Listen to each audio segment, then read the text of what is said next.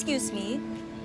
Eto ba yung bahay ni Jenny Sikat? Kasi sabi dun sa palengke, dito ko daw siya mahahanap. Dito nga. Anong kailangan mo sa kanya? I'm Anya Bravo from Astra M. Meron kasi kaming binubuong P-pop girl group sa loob ng reality show and gusto ko siyang ipagpaalam sa nanay niya. Ako. Ako ang nanay niya. Nice meeting you, Mrs. Sikat. Hindi na po ako magpapaligoy-ligoy pa, ano? Gusto ko kasing kunin si Jenny sa binubuo namin na reality show at kung suswertehin, mapapasama siya sa P-pop girl group ng Astra M. Alam niyo, naniniwala ako sa kakayanan ni Jenny talaga. Kaya nga, eto, personal akong pumunta dito para makausap kayo at maglatag ng offer para sa inyo. Lahat gagawin ko po para lang mapapayag kayo.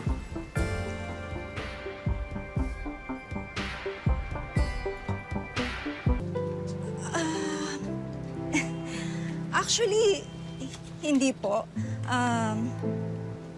We heard her sing. And napanood namin yung dati niyang video.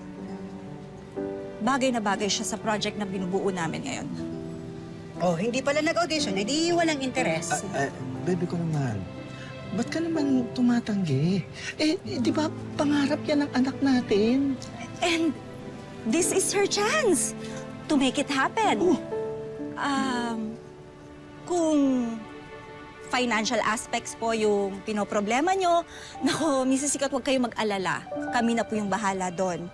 And meron siyang weekly allowance na matatanggap from us na pwede niyang maipon. Ngayon naman po, kung pag-aaral niya yung pinoproblema niyo, well, she can continue her studies online. Alam niyo, ang laki po talaga ng potential niya. Baby ko, ayan oh.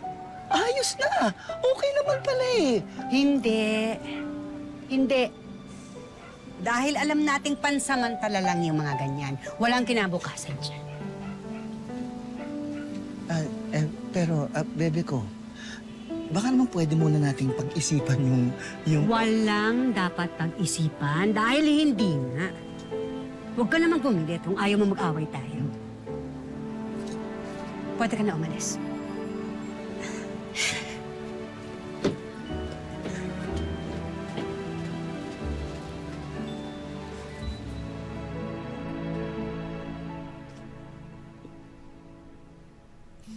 Babe. The one and only. Finally, you're back. I missed you. I've missed you too. Umindi na nga ako eh. Kumontra ka pa? Ano ba? Parang hindi mo alam na ayokong pasukin ni Jenny yung pagkanta. Alam ko, pero nakita mo naman, di ba? Ang ganda ng pagkakataon. Oh, tapos maayos naman yung inaalok nila para kay Jenny. Bakit hindi? Dahil ayoko. At itong Jenny to naman, akala ko talagang tatalikuran niya na yung pagkanta. Tapos... Hindi, teka lang, Minchi, Na-discover si Jenny. Hindi siya nag-audition. Magkaiba yun. Ito na ang pagkakataon na yung lumalapit. Oo, dahil pumunta siya sa isang lugar na may pagkakataon. Hindi siya dapat nagpunta ron. Minchi, pagkakataon ni Jenny na maging maganda yung buhay niya habang tinutupad niya yung pangarap niya. Bakit ba pinipigilan mo si Jenny na gawin niya yung gusto niya? Huwag kang makialam sa kung ano ang gusto ko para kay Jenny. Ako lang ang nakakaalam kung ano ang nararapat para sa anak ko.